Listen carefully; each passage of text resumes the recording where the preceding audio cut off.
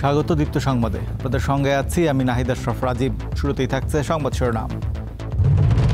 ইশরাকের শপথের বিষয়ে সিদ্ধান্ত নেবে নির্বাচন কমিশন, গেজেট স্থগিত চেয়ে করা আপিল নিষ্পত্তি।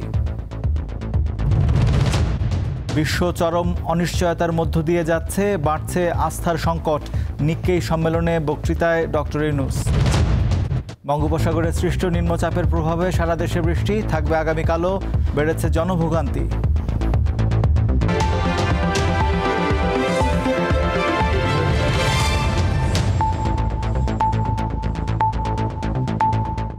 ঢাকা দক্ষিণ সিটি কর্পোরেশনের মেয়র হিসেবে বিএনপি নেতা ইশরাক হোসেনের শপথের বিষয়ে সাংবিধানিকভাবে স্বাধীন থেকে সিদ্ধান্ত নেবে নির্বাচন কমিশন। বৃহস্পতিবার ইসির গেজেট স্থগিত চেয়ে করা আপিল নিষ্পত্তি করে এই নির্দেশনা দিয়েছে সুপ্রিম কোর্টের আপিল বিভাগ। চলতি বছরের ২৭ মার্চ ঢাকার প্রথম যুগ্ম জেলা জজ ও নির্বাচনী ট্রাইব্যুনাল ইশরাক হোসেনকে মেয়র ঘোষণা করে রায় দেয়। আদালতের রায়ের প্রেক্ষিতে ইশরাককে ঢাকা দক্ষিণ সিটি কর্পোরেশনের মেয়র ঘোষণা করে গত ২৭ এপ্রিল গেজেট প্রকাশ করে নির্বাচন কমিশন। ইশরাককে মেয়র ঘোষণা করে নির্বাচনী ট্রাইব্যুনালের রায় এবং ইসির গেজেটের কার্যক্রম সংক্রান্ত বিষয়টি পরে উচ্চ আদালতে গড়ায়। এদিকে ইশরাককে শপথ পড়ানোর দাবিতে গত বেশ কিছুদিনের মতো আজও নগর ভবনে অবস্থান কর্মসূচি পালন করছেন ইশরাক হোসেনের সমর্থকরা। নির্বাচন কমিশনের ২০১০-এর যে সিটি কর্পোরেশন নির্বাচন বিধি আছে, সেই বিধির ৫৪ ধারায় উল্লেখ আছে যে শুধু এগ্রিড প্রার্থী এবং যাদের বিরুদ্ধে তাদের অভিযোগ তাদের মধ্যে মামলা চলবে। এই জন্য ইলেকশন কমিশন নীতিগতভাবে এই মামলাগুলোতে কন্টেস্ট করেন না বা কোনো ভূমিকা পালন করেন না। শুধু আজকে যে আদেশটা হলো, মামলাটা তাদের লিভ দেয়নি, লিভ গ্র্যান্ট করে নেই, কোনো স্থগিতাদেশ দেয়নি এবং নিষ্পত্তি করেছে বলছে যে নির্বাচন কমিশনই সিদ্ধান্ত চূড়ান্ত হবে। ইশরাক সাহেবের ইলেকশন ট্রাইব্যুনাল কেসটা ইনফ্র্যাকচুয়াস হয়ে গেছে। অবৈধ নির্বাচন, যে নির্বাচনটাকে উনি অবৈধ চাইলেন, সেই অবৈধ নির্বাচনের নির্বাচিত মেয়র হিসেবে নিজেকে ডিক্লারেশন চাইলেন, অথচ আইনে আছে ৩০ দিনের পরে এইরকম কোনো সংশোধন অ্যালাউ করা যায় না। বিশ্ব এখন সবচেয়ে বেশি অনিশ্চয়তার মধ্য দিয়ে যাচ্ছে, ফলে বৈশ্বিক আস্থা ঝুঁকিতে পড়েছে বলে মন্তব্য করেছেন প্রধান উপদেষ্টা ডক্টর মোহাম্মদ ইউনূস। বৃহস্পতিবার জাপানের টোকিওতে ৩০তম নিক্কেই ফোরাম সম্মেলনের উদ্বোধনী অধিবেশনে বক্তৃতায় তিনি আরও বলেন, বাংলাদেশে একটি শান্তিপূর্ণ নির্বাচন অনুষ্ঠান করবে অন্তর্বর্তীকালীন সরকার। ৪ দিনের সফরে জাপানে অবস্থানকালে বৃহস্পতিবার টোকিওতে অনুষ্ঠিত ৩০তম নিক্কেই ফোরামের উদ্বোধনী অধিবেশনে অংশ নেন প্রধান উপদেষ্টা ডক্টর মোহাম্মদ ইউনূস। নিক্কেই সম্মেলনের ফিউচার অব এশিয়ার উত্তাল বিশ্বে এশিয়ার চ্যালেঞ্জ শীর্ষক সেশনে দেয়া বক্তব্যে প্রধান উপদেষ্টা অধিক টেকসই এবং ন্যায়সঙ্গত ভবিষ্যৎ গঠনে এশিয়ার দেশসমূহের সঙ্গে আন্তর্জাতিক সম্প্রদায়ের সম্মিলিত পদক্ষেপের ওপর জোর দেন। তিনি বলেন, বর্তমানে বিশ্ব চরম অনিশ্চয়তার মধ্যে রয়েছে। এশিয়া এবং এর বাইরেও বিভিন্ন অঞ্চলে সংঘাত ছড়িয়ে পড়ছে এবং শান্তি বিঘ্নিত হচ্ছে। আমরা এক বিরাট অনিশ্চয়তার সময় পার করছি। আমরা এমন একটি বিশ্ব প্রত্যক্ষ করছি যেখানে শান্তি বিনষ্ট হচ্ছে, উত্তেজনা বাড়ছে এবং সহযোগিতাও সবসময় নিশ্চিত করা যায় না। এশিয়া এবং এর বাইরেও বিভিন্ন অঞ্চলে সংঘাত দেখা দিচ্ছে। বাংলাদেশের সাম্প্রতিক পরিবর্তন প্রসঙ্গে প্রধান উপদেষ্টা বলেন, শিক্ষার্থীদের নেতৃত্বে গণ অভ্যুত্থানের মাধ্যমে রূপান্তরমূলক পরিবর্তন এসেছে এবং তিনি সরকার প্রধানের দায়িত্ব নিয়েছেন। বর্তমানে দেশে একাধিক অভ্যন্তরীণ চ্যালেঞ্জ রয়েছে। তা সত্ত্বেও বাংলাদেশ জাতিসংঘ শান্তিরক্ষা ও শান্তি প্রতিষ্ঠা মিশনে অংশগ্রহণের মাধ্যমে বিশ্ব শান্তি ও নিরাপত্তায় অবদান রাখছে। আগামীতে একটি সুষ্ঠু ও সর্বজন গ্রাহ্য নির্বাচন উপহার দেবে অন্তর্বর্তীকালীন সরকার। আমরা জনগণের স্বপ্ন ও আশা পূরণে কাজ করছি। ন্যায় বিচার, সমতা, স্বাধীনতা ও জনগণের মর্যাদা প্রতিষ্ঠার পাশাপাশি একটি সুষ্ঠু, নিরপেক্ষ ও বিশ্বাসযোগ্য নির্বাচন অনুষ্ঠানে অন্তর্বর্তী সরকার কাজ করছে। এই নির্বাচনের মাধ্যমে শান্তিপূর্ণভাবে গণতান্ত্রিক প্রক্রিয়ায় ফিরে যাবে বাংলাদেশ। আগামীতে এশিয়ার এমনকি বিশ্বের ভবিষ্যৎ নির্ধারণে বাংলাদেশ ও জাপান একসঙ্গে কাজ করবে বলে আশা প্রকাশ করেন প্রধান উপদেষ্টা। লাবণী গুহ, দীপ্ত, বার্তাকক্ষ। বঙ্গোপসাগরে সৃষ্টি হওয়া সুস্পষ্ট লঘুচাপটি নিম্নচাপে পরিণত হয়েছে। এর প্রভাবে রাজধানী ঢাকা সহ দেশের বিভিন্ন জায়গায় বৃষ্টি হচ্ছে। আবহাওয়া অধিদপ্তর বলছে দেশের বিভিন্ন স্থানে আজ বৃষ্টি থাকতে পারে সারাদিন। আগামীকালও বৃষ্টির সম্ভাবনা রয়েছে। নিম্নচাপের প্রভাবে চট্টগ্রাম, খুলনা, বরিশাল ও সিলেট বিভাগের কিছু কিছু স্থানে ভারী থেকে অতি ভারী বৃষ্টি হতে পারে।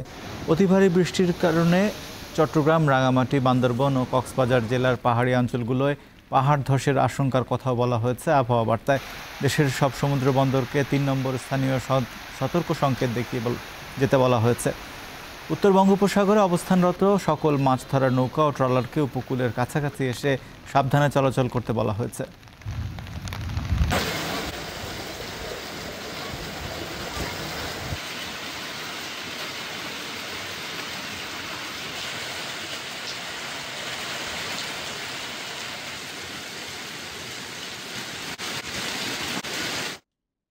বঙ্গোপসাগরে সৃষ্ট নিম্নচাপের প্রভাবে দেশের অন্যান্য স্থানের মতো রাজধানী ঢাকাতেও ভোর থেকে বৃষ্টি হচ্ছে। ভোরের দিকে বৃষ্টির সাথে দমকা হওয়া থাকলেও পরে তা কমে। দুপুরের দিকে দমকা হওয়ার গতি আরও বেড়ে যায়। রাজধানীতে এখনও বৃষ্টি অব্যাহত রয়েছে। টানা বৃষ্টির ফলে রাজধানীর বিভিন্ন স্থানে সড়কে পানি জমে যায়, সৃষ্টি হয় যানজট। এতে ভোগান্তিতে পড়েন অফিসগামী মানুষ ও স্কুল কলেজগামী শিক্ষার্থী ও তাদের অভিভাবকরা। অনেকেই গন্তব্যে পৌঁছান নির্দিষ্ট সময়ের অনেক পরে। প্রায় ২০ মিনিটের মতো দাঁড়িয়ে আছি, এখন জ্যামের কারণে যাইতে পারতেছি না আর কি। ওইখানে প্রায় ১.৫ ঘন্টার মতো বসে রয়েছি, বাস এক কাঠও লড়ে না। তো বাসে তো নাই, আমি হাঁটতে একটা ৭ রাস্তা পর্যন্ত আইছি। এখন ৭ রাস্তা আসছেও আমি দাঁড়ায় আছি, একটা বাস পাই না। রাজধানীর ড্যামরা আমলিয়া মডেল টাউন এলাকা থেকে বিপুল পরিমাণ টিসিবির পণ্য জব্দ করেছে সেনাবাহিনী। এ ঘটনায় ৩ জনকে আটক করা হয়েছে। গতরাতে ড্যামরা আমলিয়ায় টিসিবির পণ্য মজুত করা গুদামে অভিযান চালায় সেনাবাহিনী। এ সময় ১,২৪২ বস্তা চাল, ৫৭০ বস্তা আটা, ১১৭ বস্তা ডাল ও ১৫০ লিটার সয়াবিন তেল জব্দ করা হয়। এছাড়াও আটক করা হয় ডাল ও তেল সহ নানা ধরনের টিসিবি পণ্য পরিবর্তন করার সরঞ্জাম।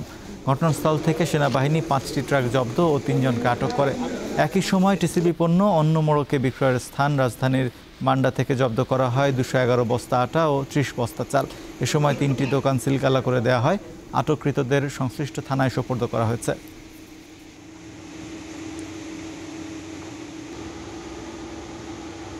আন্তর্জাতিক প্রসঙ্গ। আমদানি পণ্যের উপর ট্রাম্প প্রশাসন যে শুল্ক আরোপ করেছিল তা স্থগিত করেছে দেশটির আদালত। বুধবার নিউ ইয়র্কে আন্তর্জাতিক বাণিজ্য আদালত এই আদেশ দেয়। আদালত বলেছে, হোয়াইট হাউস প্রণীত জরুরি আইন প্রেসিডেন্ট ডোনাল্ড ট্রাম্পকে প্রায় প্রতিটি দেশের ওপর শুল্ক আরোপের একতরফা ক্ষমতা দেয় না। চীন, মেক্সিকো, কানাডার ওপর ট্রাম্প প্রশাসন আরোপিত পৃথক শুল্ক স্থগিত করেছে আদালত।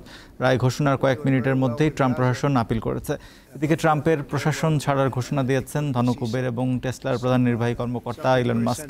ট্রাম্প প্রশাসনের ডিপার্টমেন্ট অব গভর্নমেন্ট এফিসিয়েন্সি প্রধান হিসেবে দায়িত্ব পালন করছিলেন তিনি। প্রকাশ্যে ট্রাম্পের নতুন বাজেট বিল নিয়ে অসন্তোষ প্রকাশ করার পরই তিনি পদত্যাগ করলেন।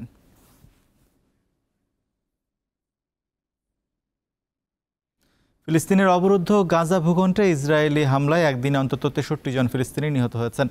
এতে করে অবরুদ্ধ এই উপত্যকাটিতে নিহতের মোট সংখ্যা ৫৪,১০০ জনে পৌঁছেছে।